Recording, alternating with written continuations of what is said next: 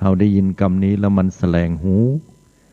เพราะว่ามันเหมือนกับเฮานั่นเป็นคนง่าวใบไปแหมซ้ำเนอะคำนี้นะคำนี้ก็ดูเหมือนว่าเฮาอย่ามาเป็นละอ่อนแต่ละอ่อนว่ายามเป็นละอ่อนแม่ป่อสอนอย่างอีแล้วใหญ่มา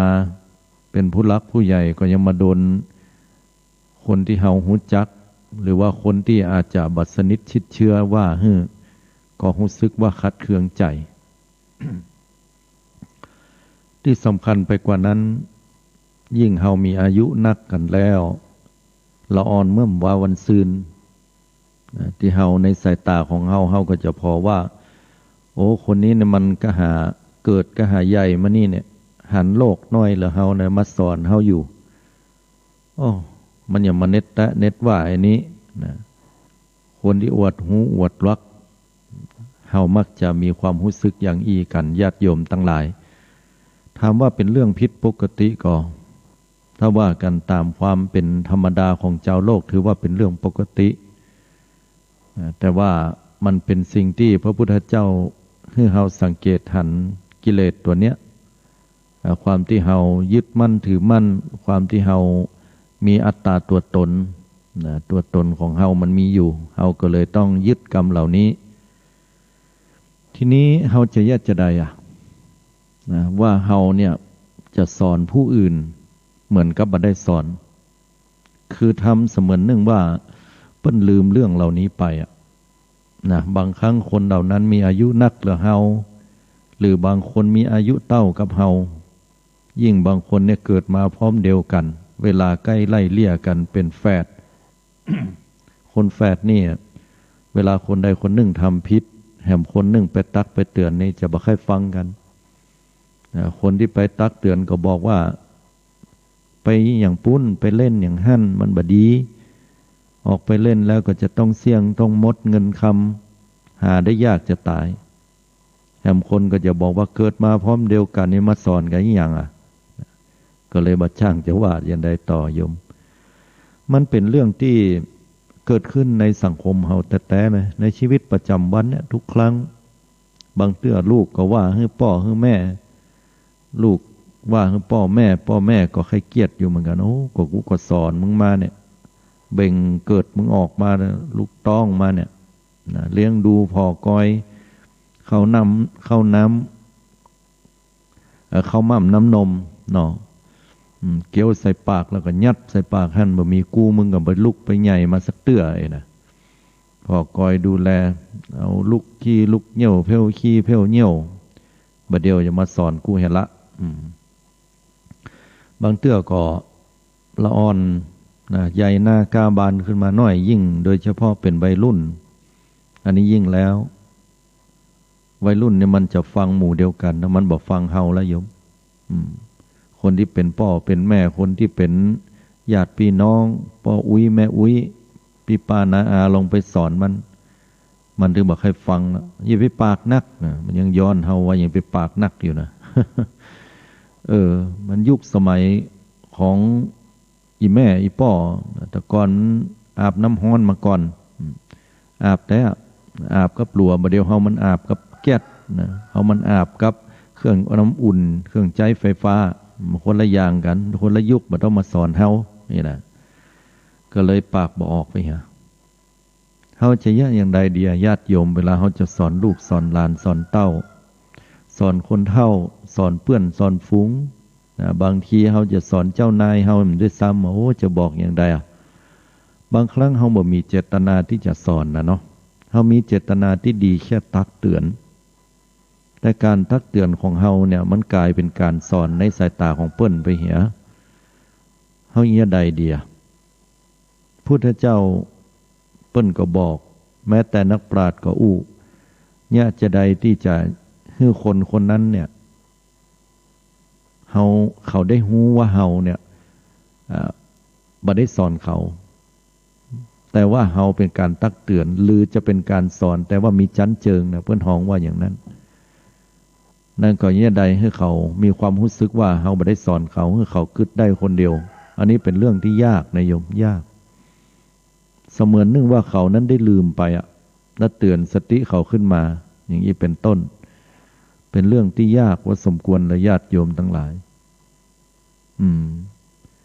อาตมานี่เคยมีประสบการณ์ครูบาอาจารย์ในสมัยห้ำเฮียนศึกษาละอ่อนหนุ่มกับไฟแหงเนาะอาตมาเนี่ยมีอยู่คาบหนึ่งวิชาหนึ่งเป็นวิชาภาษาไทยครูบาอาจารย์เปิ้นก็สอนเฮาแล้วอาจารย์เปิ้นก็ได้กล่าวบอกว่าภาษาไทยเนี่ยมันจะมีกรรมของมันอยู่กรรมหนึ่งซึ่งภาษาอังกฤษนะเวลาเราเอามาใช้มันจะมีขนมชนิดหนึ่งชื่อว่าช็อกโกแลตเราจะต้องอ่านคำว่าช็อกโกแลตถึงจะถูกต้องอาตมาเองก็ยังบอกว่ามันบัดใจก็ครับนะก็ยังอู้กับครูบาอาจารย์ฟังมันคัดหูบ้านไหนเมืองไหนเปิ้นก็ห้องช็อกโกแลตกันหมดก็อู้อาจารย์ฟังอาจารย์ว่าแทนที่อาจารย์เปิ้นจะตำหนิแทนที่ครูบาอาจารย์เปิ้นจะว่าเปิ้นก็บอกว่าเปิ้นก็ยิ้มแล้วก็บอกว่าเอาอีบอเดี๋ยวเธอลองไปค้นพอในพจนานุกรมเนาะครูอาจจะจำผิดไปก็ได้อย่างใดมาบอกให้ครูกำเนิดหลังจากที่พักเที่ยงในวันนั้นเนี่ยฉันเข้าเสร็จอาตมาก็เข้าไปห้องสมุดไปเปิดพจนานุกรมฉบับราชบัณฑิตยสถานค้นหาคำว่าช็อกโกแลตบะหมี่โยมแต่ไปค้นหาคำว่าช็อกโกแลตมันมีเอาละทีนี้เฮาตอนนั้นเนี่ยเฮาได้ถึงหนึ่งความรู้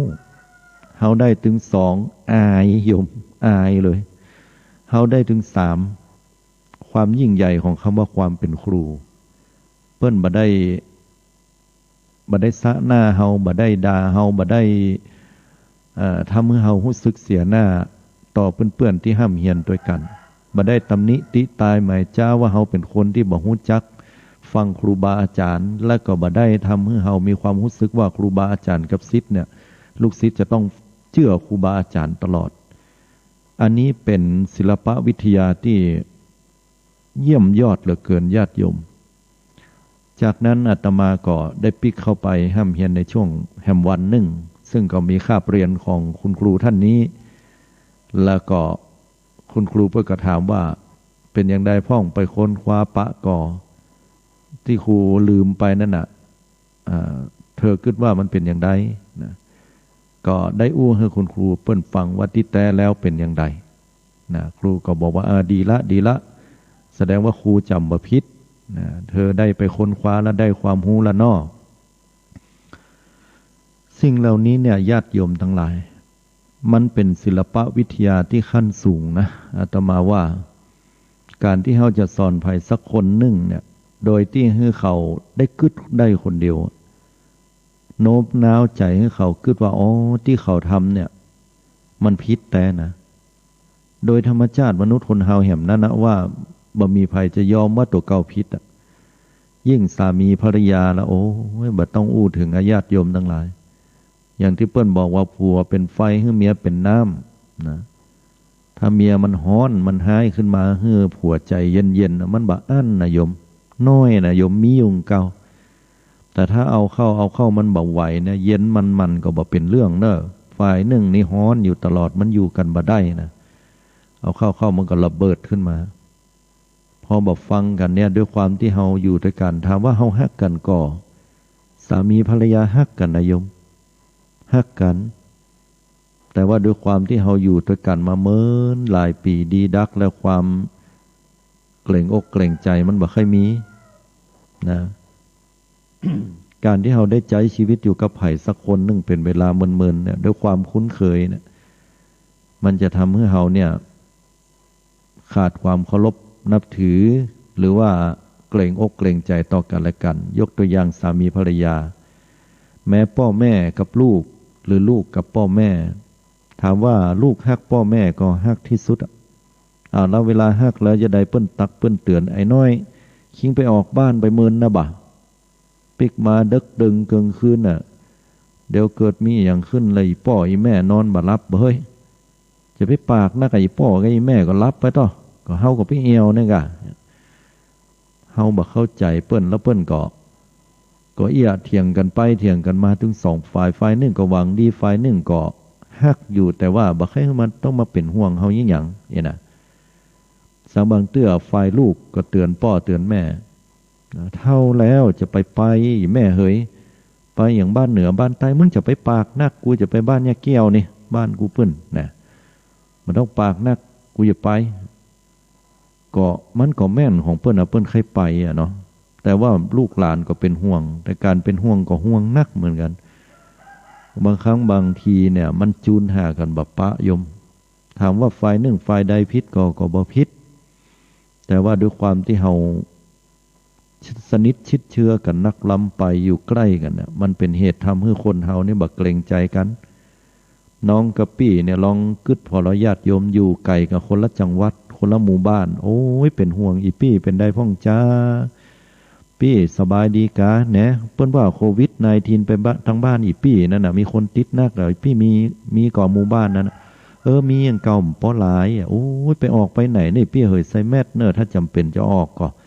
ล้างมือด้วยเจลแอลกอฮอล์นะอีปี้เปิ้นว่าถ้าออกไปแล้วปิกบ้านมาก็เฮ้ออาบน้ำอาบตาแล้วเนอะเปลี่ยนผ้าเป็นครัวอีวะแล้วอีปี้ได้รับวัคซีนก่อเนี่ยนะรายชื่อลงไปแล้วปี้มึงก็ลงไปแล้วยังบ่ได้เตื้อละมึงได้ละกาเนี่ยนะก็ยังบ่ได้แต่เจ้าน้องก็ยังบ่ได้แต่นะอย่าได้เหี่ยก็จะไปประมาทเนอะพอดูแลพอก้อยนะไอ้น้อยนั่นนะมันหันมันวันก่อนมันออกไปเอวดีนะไปเฮือมันไปเอวตั้งนอกเนอะเป็นห่วงนะก็ตักก็เตือนก็อู้กันด้วยความฮักความอาลัยลูกเต้าเราหลานพี่น้องกันอยู่ห่างกันนี่นะแม้แต่พ่อแม่ก็จะมีความฮักเพราะว่ามันบ่ได้อยู่ใกล้กันความเกรงใจอย่างต่างๆเนี่ยมันก็เกิดขึ้นแต่หันกันกู้วันแล้วเนี่ยโอ้มันมาตักมาเตือนมาบอกกันแล้วมันเป็นโคตรเป็นไฟเป็นฟืนกันขึ้นมาได้เนี่ยอย่างที่บอก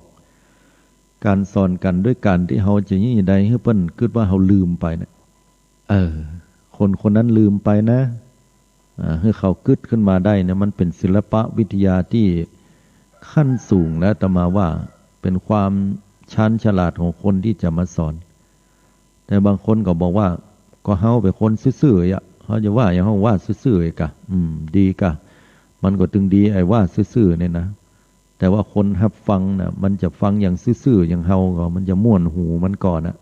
อันนี้ก็คนละเรื่องกันนะฉะนั้นแล้วเรื่องราวเหล่านี้เขาจะจะได้ละญาติโยมทั้งหลายเพราะว่าคนเฮาเนี่ยบางครั้งเนี่ยเขาก็ปรารถนาดีเนาะไปบอกคือกับคนนั้นอย่างนั้นอย่างนี้แต่คนนั้นก็บ่ยอมรับความจริงหรือแม้แต่คนอื่นมาว่าเฮานะเฮาก็บ่ยอมรับความจริงแม้ว่าเรื่องนั้นจะเป็นเรื่องแท้โอ้จะไปมันบ่ดีนะจะไปแย่อันมันบ่เหมาะเฮาก็ยังกึดคัดเคืองใจใหญ่แล้วนะคนเฮา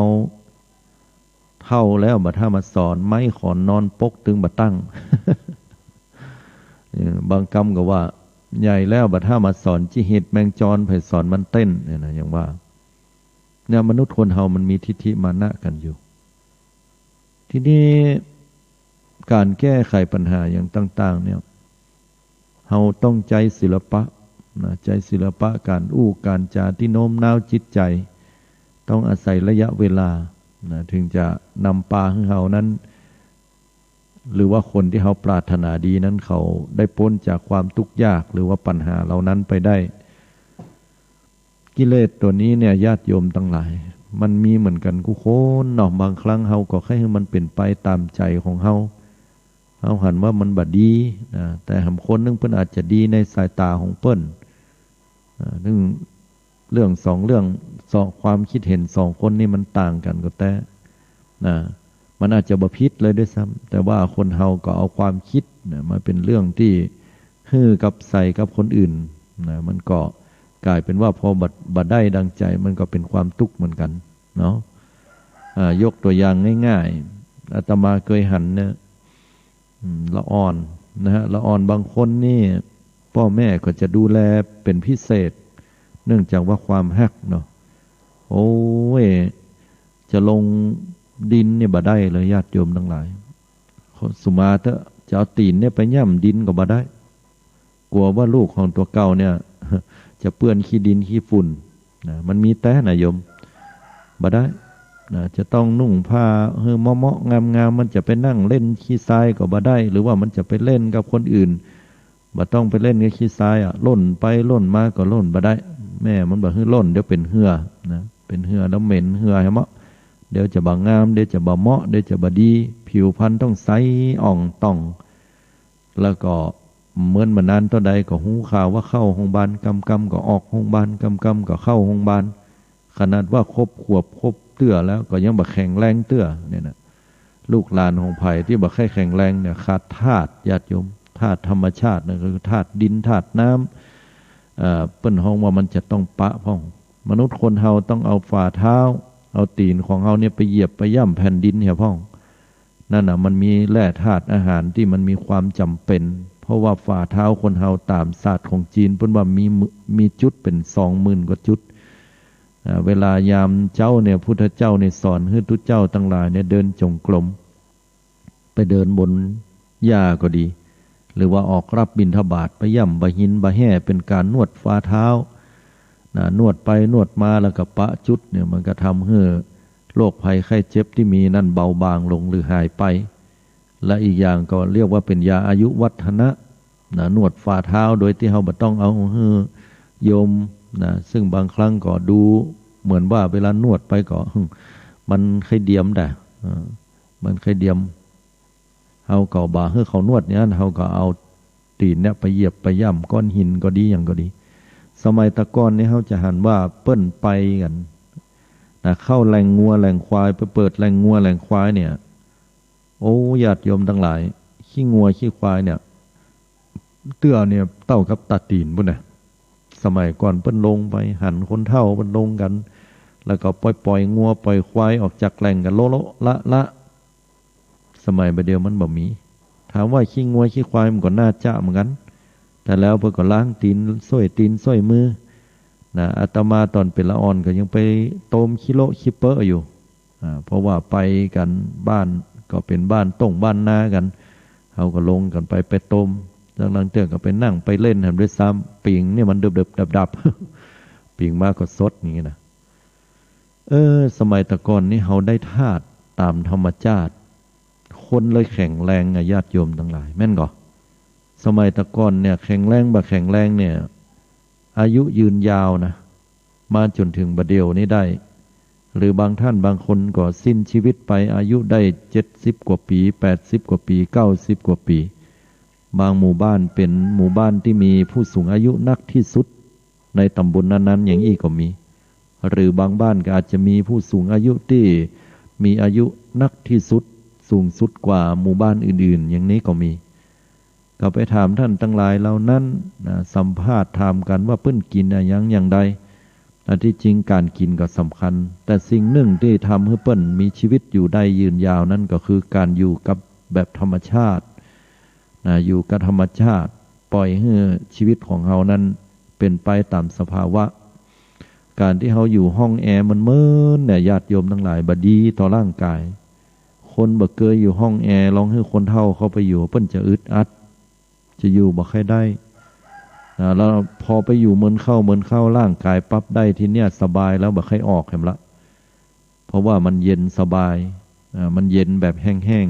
ๆพอออกมาเรียบร้อยแล้วปรากฏว่าฮ้อนชื้นว่าอยู่ในก็เหนียวเนอะนะแหมละบ่ค่อยอยู่แหมละอย่างเงี้ยร่างกายก็เลยปรับตัวบ่ได้มีปัญหาเกิดขึ้นโรคภัยจะตามมาถ้าอยู่กับธรรมชาติทุกสิ่งมันก็จะดีสุขภาพก็ดีสุขภาพกายก็ดีสุขภาพจิตก็ดีแม่นบางเตื้อมันฮ้อนเขาก็อาจจะบรรเทาได้ด้วยพัดลมพ่องเอาวีพ่องอย่างพ่องแต่ก็บ่ใช่ว่าปล่อยให้ฮ้อนไปเหี่ยมดอย่างนั้นดื่มน้ำกินน้ำเหี่ยพ่องร่างกายเขาก็ปรับกันได้สุขภาพก็ดีอู้ยาวต่อเนื่องกันมาในเรื่องเนี้ยการที่เขาอยู่กับธรรมชาติก่อนจะนำปลาของเขาได้มีสุขภาพที่ดีโดยแล้วก็นำปลาของเขานั้นได้มีสุขภาพจิตอันงดงามคนที่อยู่กับตามธรรมชาติยังมันก็เย็นเนาะจิตใจคนอยู่กับสิ่งเย็นมันก็เย็นคนยุคนี้สมัยนี้เขาอยู่อย่างกับที่มันฮ้อนมันก็ฮ้อน คำว่าฮ้อนในที่นี่คนยุคนี้บ่ใช่หมายความว่าปากันไปนั่งหิงไฟบ่ใช่อันเฮาบ่หันเขาไปอยู่อย่างฮ้อนเหรออย่างน่ะไปอยู่ก็ห้องแอร์เย็นจะตายมันบ่ใช่คำว่าฮ้อนในที่นี้คือการแข่งขันกันแข่งขันเรื่องเงินเรื่องทองเรื่องยศเรื่องตำแหน่งโดยมีเวลาเป็นเครื่องต่อรองคนเฮาจะต้องเข้า8 โมงเน้อเพิ่นบอกออก5 โมงแรง8 โมง 1 นาทีละเอาละห้องมาตักเตือนครั้งแรกครั้งที่2ไล่ออกเลยจะต้องฟังไปเฮาจะหันว่าฟังไปนิคมฟังไปบริษัทฟังไปที่หั่นที่นี่เป็นเวลาไปเหี่ยพอมันเป็นเวลาไปต้องแข่งกับเวลาก็เครียดบางครั้งเศรษฐกิจบดีแทนที่จะเข้า8ออก5 โมงแรงเจ้านายมาแจ้งว่าเนี่ยคนงานบัดหลายนะจำเป็นที่จะต้องเข้ากะเห็นไหมเข้ากะเดือนนี้นะเข้า8ออก5 โมงแรงเดือนหน้าถัดไปเข้า5 โมงแรงออก8 โมงเจ้าอย่างเงี้ยชีวิตก็เลยต้องแข่งกับเวลาแล้วก็จะต้องเครียดแล้วพักผ่อนก็บ่เหมือนเดิมเหมือนเก่าเพราะร่างกายต้องปรับอยู่ตลอดเวลาก็เลยนำมาซึ่งความทรุดโทรมทางกายแล้วก็ความห่อเหี่ยวทางจิตใจด้วยเมื่อเทียบกับคนยุคก่อนสมัยก่อนเนี่ยตัวเขาจะไปกันกี่โมงเอาตะวันเท่าตะวานะอย่าเอาพอตะวันเท่าตะวาหรอกี่โมงบอกว่าแต่ว่ามันถึงป่ายอดต้นไม้เนี่ยหูละอีน่ะออกบ้านออกตากันไปเนี่ยการเนี่ยงานสักบางเตื้อบางคนก็เก่งนอนบ่หลับนะอาตมานี่จำได้เป็นละอ่อนเพิ่นปล่อยงัวปล่อยควายปล่อยล้อหัวล้อเนาะล้องัวออกไปนะไปนาไปสวนกันนะโละละบ่มีนาฬิกากันเป็นแต่เป็นว่ากะเอาเดือนเอานั่นหันผิดพลาดไปพ่องเตื้อตี 1ตี 2ก็มีตี 3ตี 4ก็มีแต่รู้สึกว่าชีวิตเปิ้นมีความสุขดีเพราะว่าเปิ้นบ่ได้ต้องแข่งขันอย่างกับเวลาของเปิ้นคิดว่าเปิ้นออกไปแล้วช่วงเวลานั้นเปิ้นมีความสุขเปิ้นเก่งตัวก็ไปกันแต่บัดเดียวเนี่ยเวลาเป็นเวลาถามว่ามันดีกว่าเวลาเป็นเวลาก็ดีแต่ว่าเฮาก็จะกดดันกับเรื่องของเราสิ่งเหล่านี้ก็ทำให้ชีวิตคนเฮามันเปลี่ยนไปเป็นทุกข์ไปเพราะว่าจะเอาตะวันเต้าตะวาว่าหรือว่าเอาเวลาบนหน้าปัดนาฬิกาว่าก็ตามญาติโยมสิ่งหนึ่งที่เฮาบ่ควรจะละคือจิตใจถ้าจิตใจเฮามีความสุขรู้จักดูแลสภาพจิตใจของเฮาให้มันดีรู้จักปลงจักวางอยู่กับธรรมชาติอยู่กับการเข้าใจคนรอบข้างและที่สำคัญคือให้อภัยแก่คนทั้งหลายที่อยู่รอบข้างเฮาให้อภัยกรรมใดแห้งก็ให้อภัยกันจะไปเก็บไปโขดไปเกลียดคนบางคนมันขี้โขดขี้เกียจโขดง่ายหายเว้ยก็มีบางคนโขดง่ายหายจ้าก็มีนะว่าเป็น2-3 วันยังมาหายบางคนก็โอ้ยเป็นเดือนบางคนเล่นเป็นปีบางคนเล่นบัดตักกันก็มีอาตมาเนี่ยปะมานักต่อนักคนบางคนเนี่ยโขดได้ยากพอได้โขดแล้วโขดมึนก็มี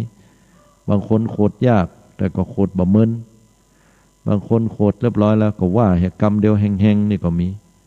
บางคนโขดแล้วระบบปากเก็บเอาไปกึดก็มีบางคนโขดแล้วเนี่ยก็มีอาการก็มีบางคนโขดแล้วบ่มีอาการแสดงให้หันก็มีสปะ108คนเฮามันต่างกันฉะนั้นจะยะจะใดที่เฮาจะอู้ให้คนอื่นสอนเขาเหมือนกับบ่ได้สอนทำเหมือนกับว่าเขานั้นหูละแต่ลืมไปเฮาเตือนสติบ่ได้อันนี้เป็นสิ่งที่ฝากญาติโยมได้นำเอาไปเป็นข้อคิดและเข้าใจในชีวิตประจำวันพอเหมือนกันเนาะเพราะว่าคนบางคนนี่ก็ต้องใช้วิธีนี้นะสำหรับคนที่กึดได้แต่ถ้าคนที่มันบัดจ้างกึดเกาะ จะอู้ไปให้ซักปากฉีกถึงเก้าหูอย่างเพื่อนว่านะมันก็บอกหูเรื่องนะมันต้องปากซื่อๆว่าตรงๆไว้เหมือนกัน อันนี้ก็เอาตามเหตุตามปัจจัยเก็บเรื่องราวแห่งธรรมะที่ดีๆนะให้ศรัทธาญาติโยมทุกๆท่านได้รับฟัง0966806683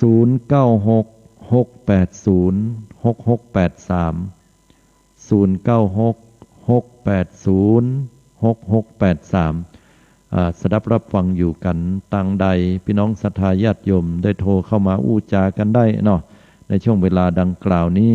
เวลา5 โมงครึ่งปลายละพี่น้องศรัทธาญาติโยมได้ฟังอยู่ก็โทรกันเข้ามาได้สักครั้งเตื้อนั้นก็ในช่วงค่ำช่วงคืนเนาะเตื้อว่าจะจัดรายการก็มีเหตุหลายๆเหตุหลายสิ่งเข้ามาต้องขออภัยญาติโยมทุกท่านด้วยที่บ่สามารถได้จัดบางวันบางครั้งไปได้เนาะอันนี้ก็เป็นสิ่งที่ญาติโยมสาธุชนทุกท่านเนี่ยจะได้สดับรับฟังติดตามรำตัวกันไปตลอดเนาะหมายเลขโทรศัพท์2995โทรเข้ามาเนาะอาตมาขออนุญาตจะได้รับสายเปิ้นเนาะเจริญปอนคุณโยมบ่สร้างจ้ะบ่สร้างกลางจ้องเจ้าอันอยากจะถามว่าวันนั้นฟังท่านพระครูตุลุงคนหนึ่งเป็นตนหนึ่งว่าดอยเหงือกเนี่ยกับหนองเหงือกนี่คือที่เดียวกันครับน่าจะคนละที่นะเปิ้นว่าดอยเงือกอีกอะเจ้าคนเล่าฮันนี่บุญชัยเนี่ยเจ้าแม่ยามาเตวีถ้าดอยเงือกนี่คงจะบ่ใช่ที่วัดของอาตมาเนาะเพราะว่าวัดอาตมาเนี่ยชื่อเดิมเพิ่นว่าบวกหนองเงือกเนาะหนองบวกเงือกแม่นละหนองบวกเงือกตามที่ประวัติของวัดนี่นะแต่ถ้าดอยเงือกนี่น่าจะเข้าใจว่าน่าจะเป็นที่อื่นนะที่เป็นประวัติที่เปิ้นฮ้องว่าประวัติมันมีอยู่2อย่างนะคุณโยมอย่างแรกเปิ้นฮ้องว่าประวัติศาสตร์เนาะอย่างที่สองมันเป็นตำนานเนาะถ้าประวัติศาสตร์เนี่ยมันจะเป็นเรื่องราวแต่เกิดขึ้นนะแต่ถ้าหากว่าเป็นตำนานเนี่ยมันจะเป็นเรื่องที่ผูกขึ้นเพราะว่าคนเหนือเฮาเนี่ยจะชอบเกี่ยวกับตำนานเช่นตำนานพระเจ้าเลียบโลกโดยบอกว่าพระพุทธเจ้าได้เสด็จมาที่เมืองไทยมาพักที่ฮั่นที่นี่วัดนั้นวัดนี้อันนี้เป็นเรื่องของตำนานซึ่งมันบ่ได้มีเป็นเรื่องแต่นะฮะแต่ว่าคนไทยคนเหนือล้านนาเฮาเนี่ยเพิ่นชอบนะจะชอบเป็นเรื่องเป็นราวและดีใจว่าพุทธเจ้าเสด็จมาอย่างเงี้ยก็คงบ่ต่างจากเรื่องของดอยเงือกอย่างเงี้ยนะเพราะว่าเงือกมันคงบ่ไปอยู่ดอยเนาะโยมเนาะแต่ว่าบัดแน่เพิ่นอาจจะมีปริศนาธรรมอย่างไว้อยู่ก็ได้เนาะแต่สรุปแล้วเรื่องนี้บ่ใช่ที่หมายถึงวัดหนองเงือกอาตมาเนาะแล้วก็มีผมเรื่องจะขอเวลาหน่อยมันโยมขอโทษโดยโยมอู้เข้าใกล้ๆมือถือน้อยเนาะมันอยู่ไกลบ่ได้ยินเจ้าว่าใดฮะมันเจ้าฟังหัดฟังธรรมเนี่ยแล้วเป็นว่าเจ้าบ้าแก่ไปเนี่ยคือมาได้ทุกตอบโต้อย่างนั้นยังไงว่าถ้าแก่แบบฟังธรรมนี่นะแล้วก็มีเห็นเรื่องเจ้าก็เวลากินข้าวเจ้าก็ห้องเจ้าที่เจ้าตางอย่างเงี้ยเจ้าเหงามันมีอย่างเงี้ยแต่เจ้าก็ต้องบ่ต้องเอาธรรมะเดี๋ยวห้องเจ้าที่เจ้าตางแล้วอย่างไรก็คือว่า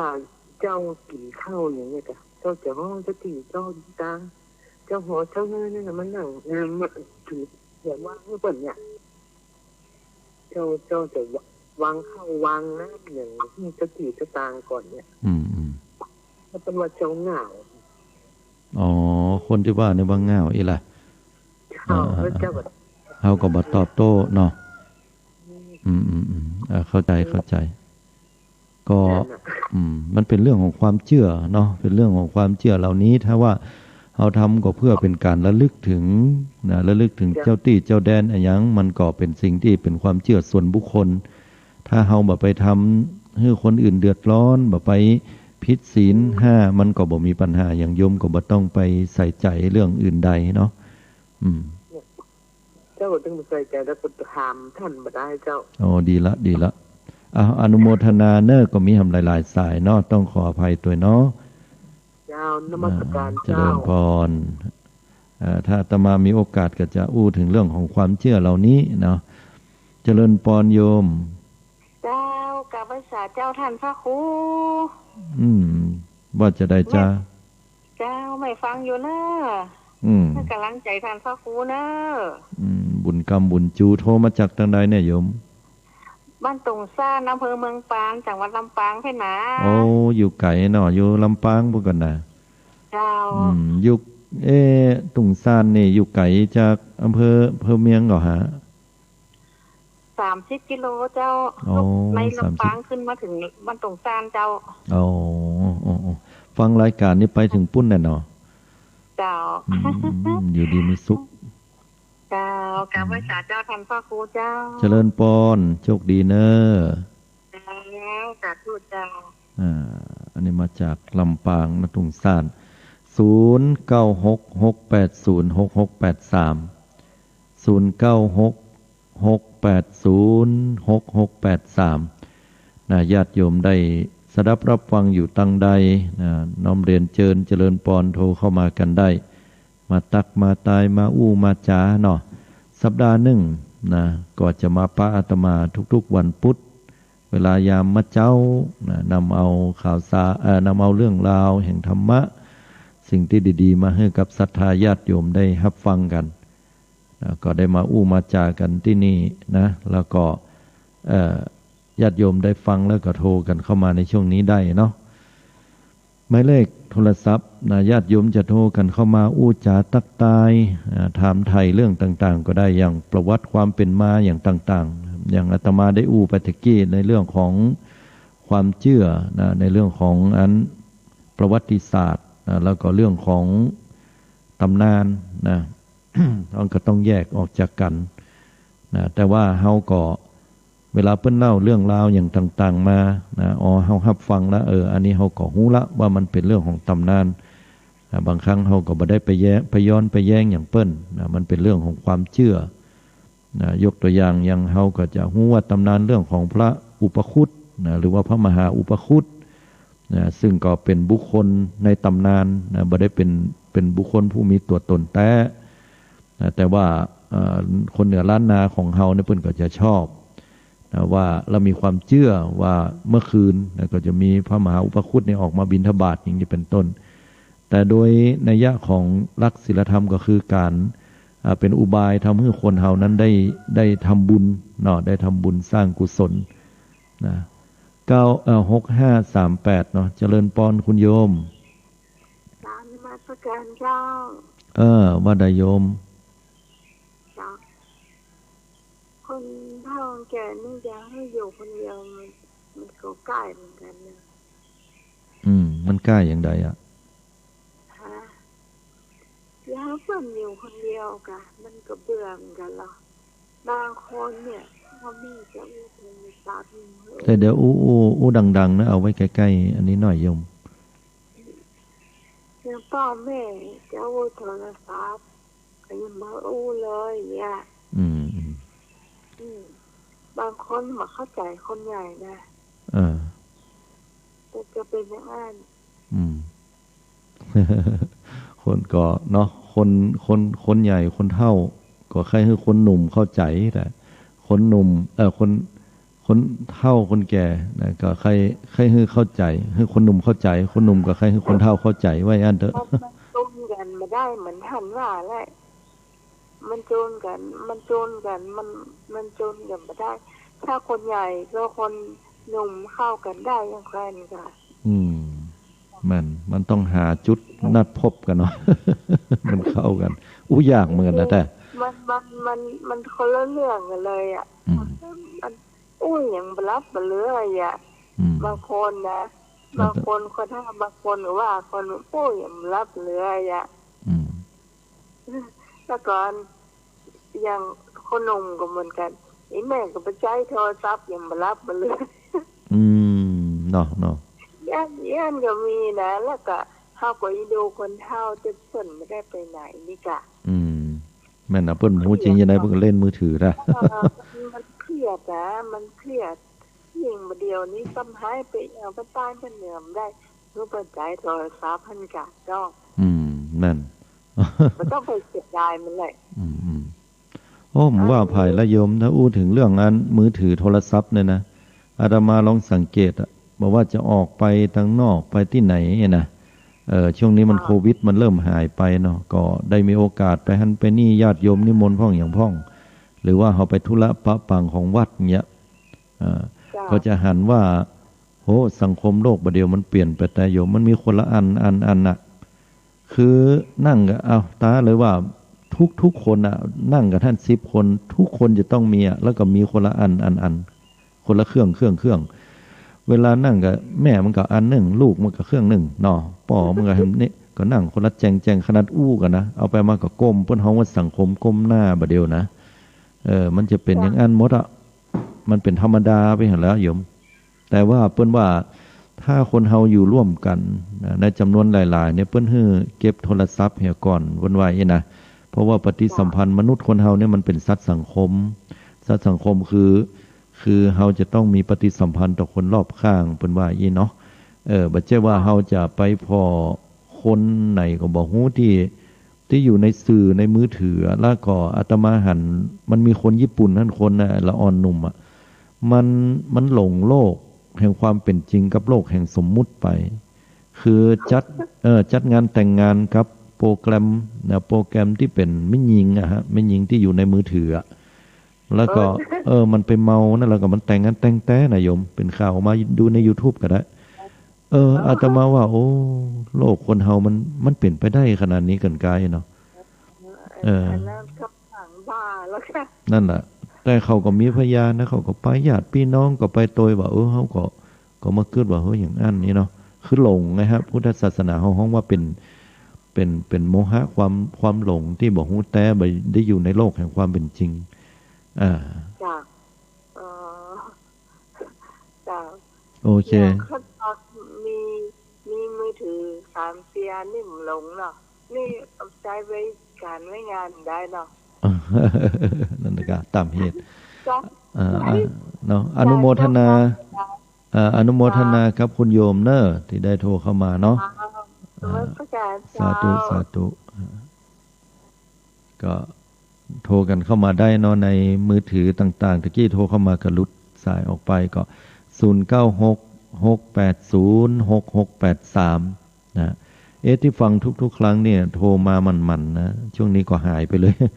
อาจจะด้วยเหตุผลหลายๆอย่างก็คือเรื่องของดินฟ้าอากาศนะสภาพฝนลมบางที่ก็ตกบางที่ก็บ่ได้ตกเนาะก็เอาตามเหตุตามปัจจัยกันแล้วกันโทรตักตายกันเข้ามาได้เนอะ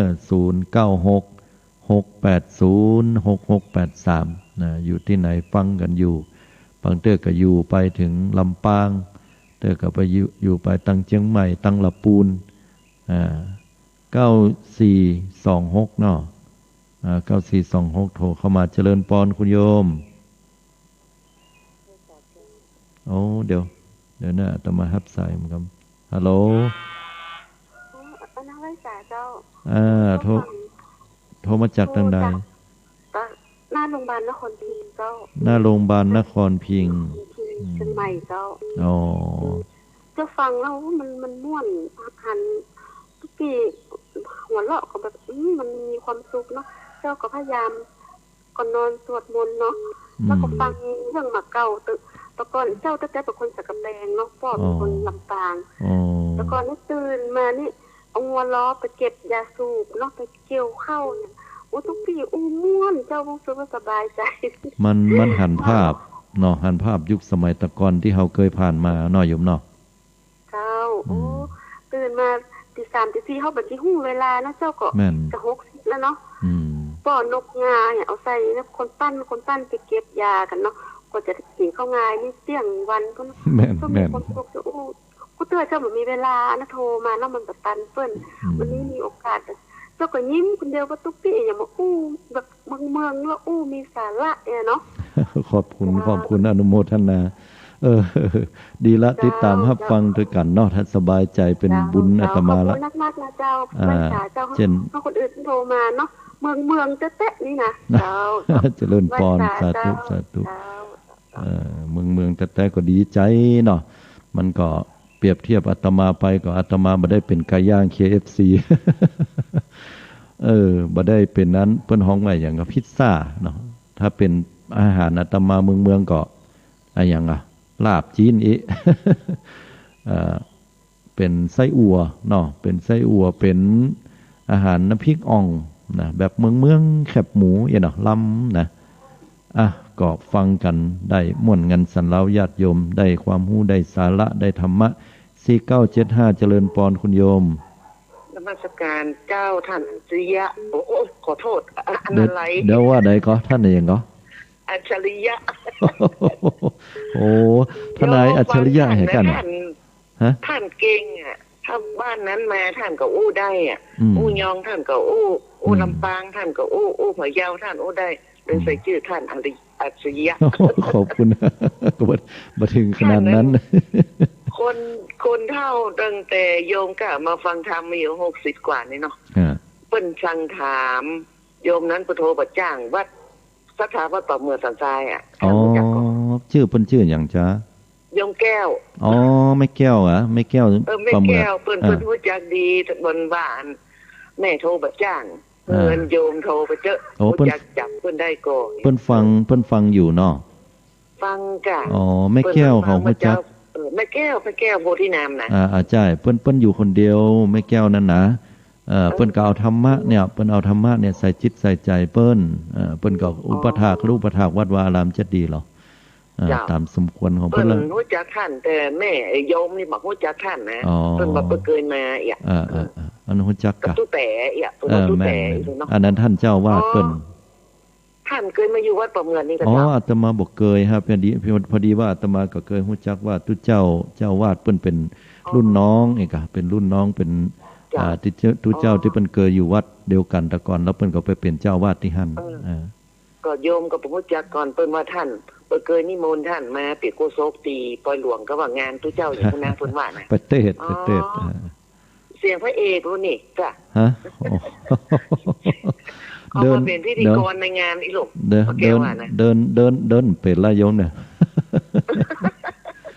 เอาโยมก็ฟังท่านแต่พระเจ้าจะไปว่าโยมก็ฟังนะเสียงพระเอกแต่ตรงว่าอ่ะ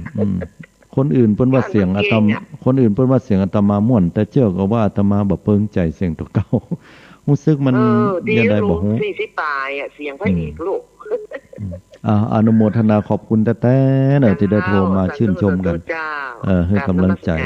สาธุอาตมาก็ขอให้กำลังใจโยมเช่นเดียวกันเนอะเพิ่นให้กำลังใจอาตมาในการจัด0219เจริญพรโยมไปสาเจ้าผ่านอะไรโยมแม่บุญพินนะเจ้าโอ้สาธุอนุโมทนาตั้งโรงบ้านปุ้นเป็นได้พ้องฝนตกก็ฝนตกโอ้จุ่มเนื้อเย็นใจเจ้าค่ะฟังแล้วที่โยมแม่อาบน้ำวันไป4-5 รอบมันอยู่ก็พัดลมก่อมใบท่านล่ะแม่นมันรอบเดียวนี้สบายอย่างแควนน้อยเนาะอินดูคนเฒ่าเพิ่นเหมือนกันนะบางเตื้อมันร้อนเกินเนี่ยโยมพ่อสมัยโยมพ่อทำขี้ฮ้อนเสื้อในป้อมจิตได้ไทยนะคะมันแม่ก็ฟังธรรมะธรรมโมไปจุดว่าบ้าเจอคนโยมพ่อนี่เคยว่าโยมแม่เลยว่าไปอยู่ได้เจ้าเห็นจ้ะว่าเขายังไงโยมแม่มาว่าไปเลยบาปกรรมตลกกินหัวล่ามโยมแม่ไปเข้าคนไข้ลงมาลาแต่ก่อนละโยมแม่ใจโยมปอบไปว่า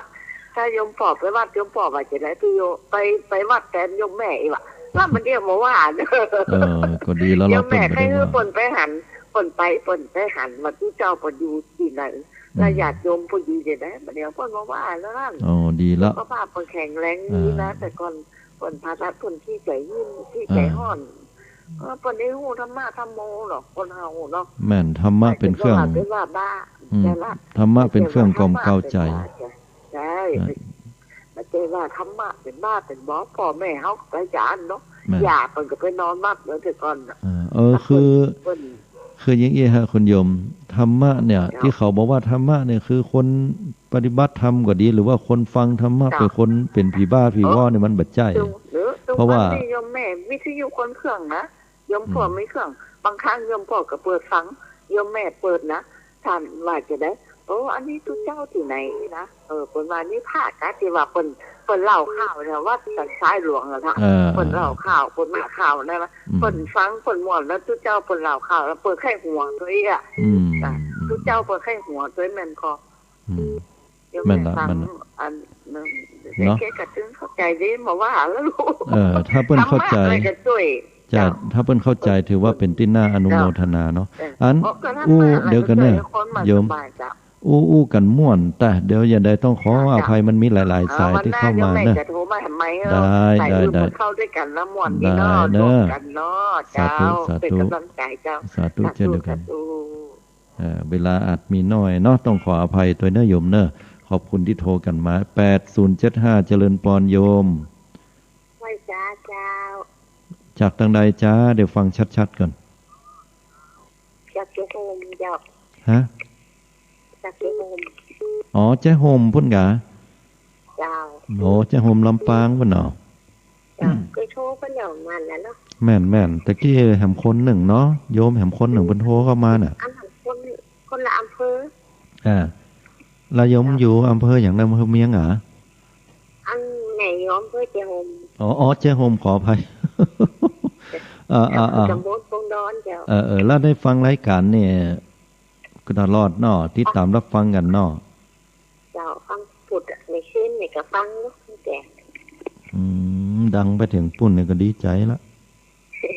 ฟังธรรมะธรรมโมนั่นไหนอยู่9645เพิ่นว่าฟังธรรมะธรรมโมนี่มันดีตรงที่ว่าถ้าเขาไปฟังอย่างอื่นเนี่ยมันบัดสบายใจมันเป็นอกุศลกรรมเดือดกรรมนี่เขาเปลี่ยนมาฟังธรรมะนี่มันถึงแบบมีพิษหวังหรอสบายใจดีนะเนี่ยไปให้แล้วเอาไปด้วยเดี๋ยวเป็นหวานแล้วปันโป้เขาก็ยุบด้วยจะไว้มาหันแต่ว่าอย่างละที่บ้านหมดบ่เป็นละมีละอนุโมทนาที่โทรเข้ามาเนาะจะได้ก่อเป็นกำลังใจให้กันเนอะโชคดีนะสาธุฮัลโหล7631ฮัลโหลนักการเจ้าอุ้ยเสียงแปลกดีอ่ะจะมาจากทางไหนจ๋าไปเนอะจับเอาหน้าแล้วสเก็ตเด็ดสกอยเจ้าโทรเข้ามาเป็นกำลังใจก็ดีใจกำลังใจเดี๋ยวก่อนเด็ดสเก็ตนี่มันเด็ดสเก็ตนี่บ้านอย่างน่ะเด็ดสเก็ตนี่มันปลาห้านั่นนี่นะอ๋อปลาห้าเจ้าบัจจิปลาหกเนาะมีอย่างว่าอุเล่นบุญคำบุญจูแล้วมันไหนนี่ว่าแล้วมันตะวันสิ้นบอกวันนี้ก่อนโทรหาเนาะแมนก็ว่ายังมาปัดเป็นลาวเนี่ยอนุโมทนาเนอะแม่เสียวเนอะบุญคำบุญจูอยู่ดีไม่สุขสาธุก็กันมาบอกกันว่าอู่ลาวเนี่ยก็ฟังเสียงก็แปลกๆนี่มันเสียงไผ่เนี่ยเป็นว่าไม่หลงเนาะแม่เสียวนะแม่เสียวอายุกับเต่าเดียวกับแม่เฮาเนี่ยเนาะแม่ตามาเนี่ยก็เป็นบุญเป็นกุศลเนอะว่าแต่เป็นพี่น้องเจ้าไตลือก็ดีเนาะได้ฟังอยู่นะพี่น้องเจ้าไตลือตั้งใดตั้งลงเหนือตั้งบันทิกาตั้งบันกวยนะบันกวยไปตั้งลำปางหรือว่าจะ พี่น้องไตลือไตยองนะอันนี้ก็ไตยองในก็ส่วนนักก็มาตั้งปัดสร้างนะมาตั้งปัดสร้างตั้งจังหวัดลำพูนเนาะบันหงเมืองลี่อันก็แล้วแต่ละพื้นที่เนาะก็ขออนุโมทนาเนอกับศรัทธาญาติโยมพี่น้องที่ตั้งยองเนี่ยก็ไปหน่อยใจนะบางเถินได้อู่นะได้อู่เป็นภาษายองนะแต่ก็รำพึงระลึกหาไพโทเข้ามาเนี่ยก็อู่กันได้อยู่แล้วเนาะก็พี่นำบุญโดยกันเนาะอาตมาก็พี่กำลังใจญาติโยมพี่น้องชาวไต้ยองไต้ลื่อหมู่เฮาได้อู่ได้จ้าได้ใจชีวิตประจำวันของเฮามันมีความสุขมนสุขบานหวานใจแล้วก็จะไปลืมเนอพี่น้องศรัทธาติดตามรับฟังกันติดติวนิ้วเนิงกันไปตลอดกูเวลาเฮาก็ได้ฟังธรรมะถ้าเป็นเมื่อเจ้าก็เวลา5 โมงเจ้าถึง6 โมงเจ้าถ้าเป็นเมื่อคืนก็จะได้8 โมงกึ่งถึง10 โมงเมื่อคืนอันนี้ก็ฝากเวลาให้ศรัทธาญาติโยมคุณเฒ่าแก่หนุ่มกำลำกองที่ฟังรายการตุ้ยน้อพี่น้องคนไตยองครับแล้วก็บวกกับพี่น้องศรัทธาหมู่เฮาทุกท่านโอ้หลายเวอร์ชั่นน้ำเนาะใกล้เวลาจะหมดแล้วเนอะญาติโยมทุกท่านเนาะจะได้จะนึ่งก็ตามเนาะอันใดดีอันใดเหมาะใดงามเฮาก็เก็บเอาไปใจไปพิจารณาไปเป็นเครื่องประดับสติปัญญาที่ ที่สำคัญคือเอาไปปรับใจธรรมภาพก็ขอให้กำลังใจนะและขอเสียงแห่งพระธรรมเนี่ยเป็นเสียงแห่งสวรรค์เสียงแห่งความดีงามนำไปสู่โสตประสาทญาติโยมคือทุกท่านได้มีความสุขความเจริญแล้วก็สมมุ่งมา่ปรารถนามีสุขภาพกายสุขภาพจิตนั้นสมบูรณ์แข็งแรงติดตามรับฟังกันได้เนอะพี่น้องศรัทธาญาติโยมในยามเมื่อเจ้าทุกๆเจ้าของวันพุธแล้วก็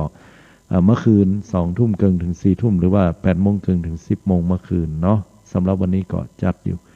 ในวันนี้อาตมาภาพก็ขอนำเอารายการดังกล่าวนี้ปิกปอกไปก่อนแล้วปะกันโอกาสหน้าพุธหน้าต่อไปของทุกท่านอยู่ดีมีสุขกันทุกท่านทุกคนเนอะเจริญพร